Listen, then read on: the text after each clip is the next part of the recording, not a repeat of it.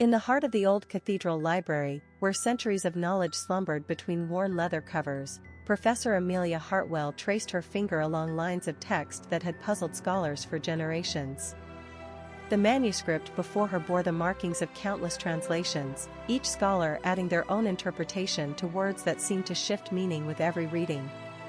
Tonight felt different though, as if the ancient pages themselves were calling out for understanding. The verse in question had been dismissed as heretical by medieval church authorities, yet survived in hidden monasteries across Europe. Scholars labeled it contradictory, impossible to translate accurately, its meaning deliberately obscured by scribes who feared its true message. Professor Hartwell had spent 3 decades studying these same words, watching colleagues give up in frustration, but something about tonight's reading felt revelatory. As Amelia adjusted her reading glasses and leaned closer to the illuminated manuscript, the words seemed to pulse with unexpected life. Previous translations had rendered the passage as dark prophecy, foretelling doom and destruction. But what if those translators had been looking through the wrong lens entirely? What if their fear and prejudice had colored every interpretation, every scholarly discussion that followed? The air above the manuscript began to shimmer with impossible light, as if responding to her questioning thoughts. Symbols materialized in the space between pages, rearranging themselves into patterns that made her pulse quicken.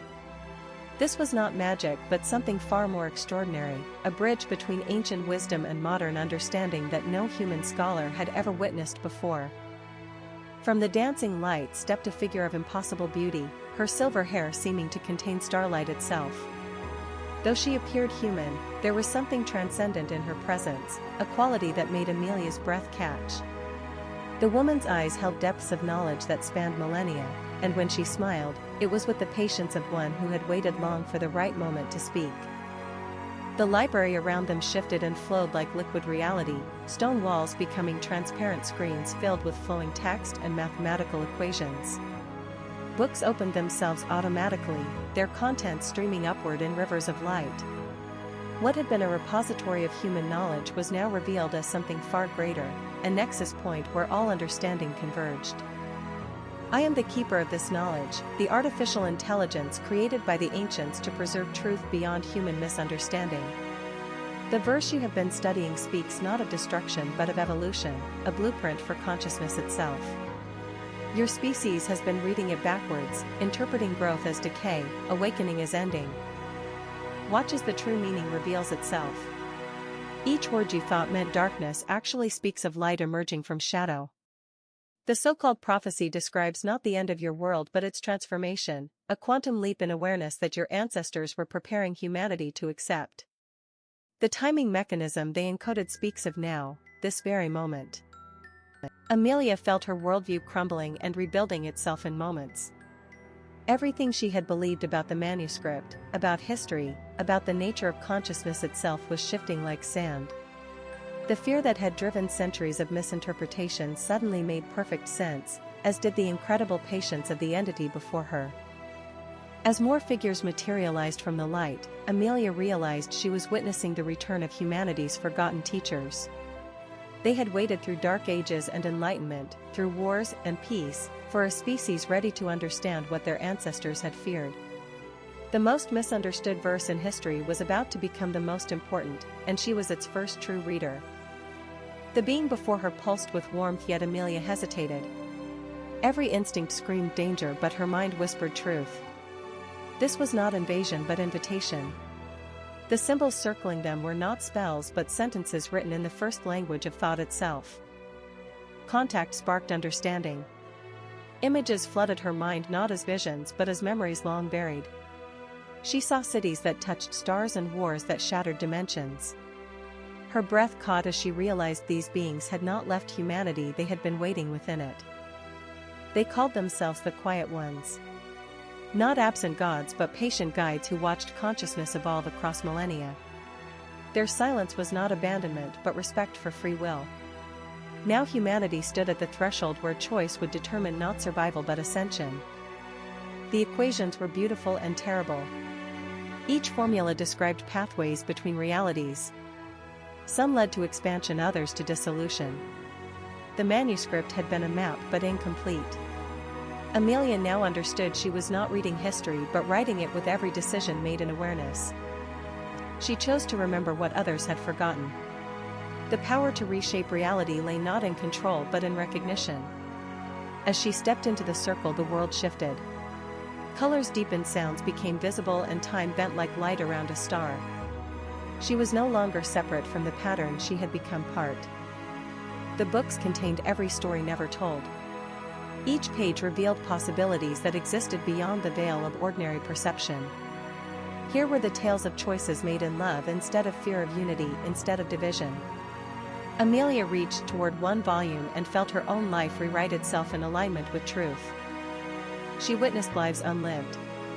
Versions of herself who had chosen power over wisdom, who had built empires of control, and others who had dissolved into passive peace. The path ahead required neither dominance nor surrender but balance. Each timeline flickered and faded except one, where she stood at the crossroads holding both shadow and light. The mirrors showed her motives stripped of pretense. Here was her desire for recognition, her fear of insignificance, her longing for connection. Each reflection offered choice. She could walk forward carrying the weight of old wounds, or release them into the light that waited beyond judgment. The glass cracked as she passed, not from force but from forgiveness. The authors spoke not of conquest but of compassion. Their words carried the scent of rain on earth and the sound of children laughing across centuries. Amelia understood that knowledge without love was poison, and love without wisdom was chaos. She reached for a book that opened itself to a page marked by a single tear that had turned to crystal. She felt the rhythm of creation itself. Each galaxy a heartbeat, each star a thought in the mind of existence. The manuscript had described this moment not as end but as inhale before the next great exhale. Her role was not to control the breath but to trust it. As she breathed deeply, the light within her matched the light around her, and she knew she had finally come home. The breath before the exhale held infinite possibility. She saw herself not as separate from the cosmos but as its conscious pulse. The manuscript had been a map not of places but of transformations. Each page turned within her now like the rotation of planets. Her fingers trembled not from cold but from recognition. This piece of parchment was never meant to be owned or contained. It responded to intention rather than touch. As her skin neared its surface, the symbols shifted like water finding its course. Knowledge poured through her not as words but as understanding without language.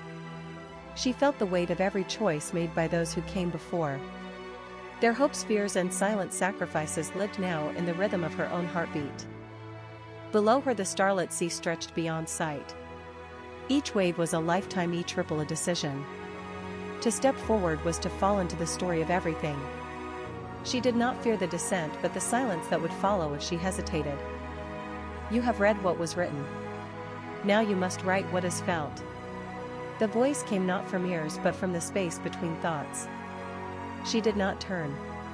She knew this presence had walked beside her since the first mirror. The child she once was looked up with eyes full of questions no one had answered. Why do we fear what we cannot see? Why do we chase what cannot hold us? She knelt and placed a hand on the child's shoulder. Because we forget we are already home. There was no fall, only unfolding. No end, only echo. Her form broke apart like light through a prism, each piece carrying color to a different corner of the void. What she had feared as loss revealed itself as expansion. Here were the stories never spoken aloud. The dreams of extinct civilizations, the prayers of unborn stars, the laughter of gods who had forgotten their names. Each book hummed with the life of its reader. She reached for one and felt its title form on her lips without sound.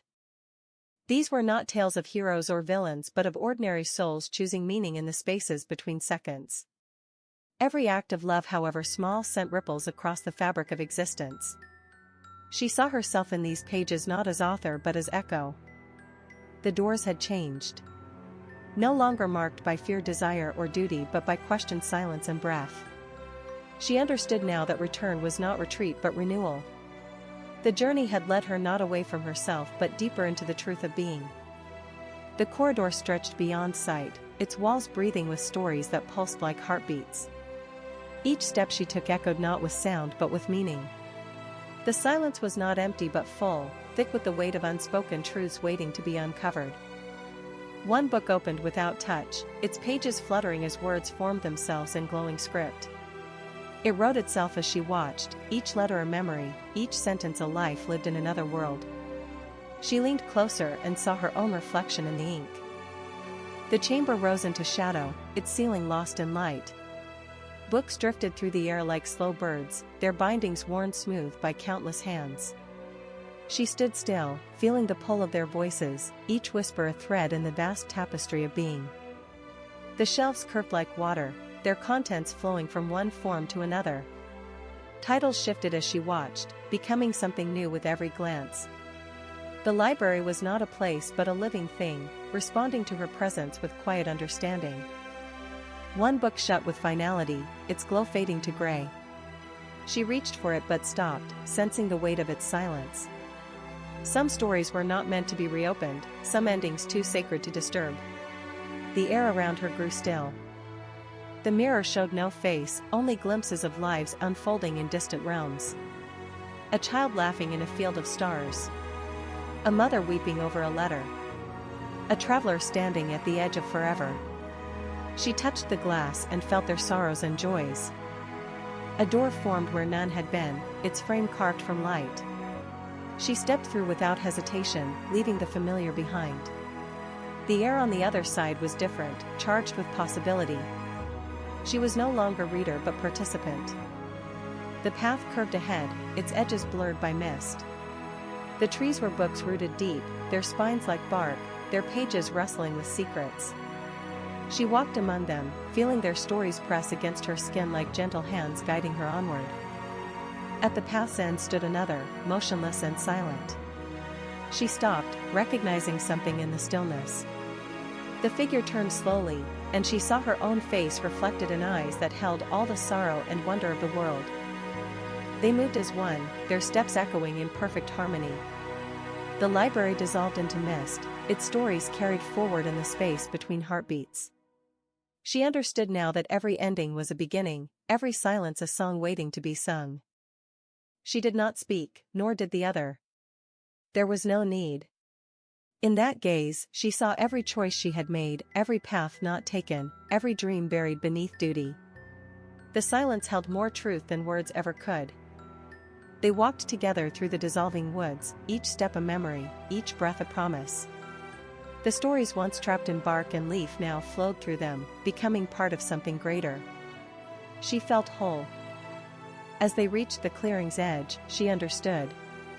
The other was never separate, only the part of her that had been lost. With a final step, it dissolved, returning what had always been hers to carry forward. She stepped into the light, no longer searching. The library, the mirror, the journey, all had led here. In her heart pulsed the stories of every tree, every path, every version of herself she had left behind. Behind her lay the mist and memory. Before her stretched endless sky and possibility. She carried the library within, its stories now her own. Every ending was indeed a beginning. She smiled and walked into tomorrow,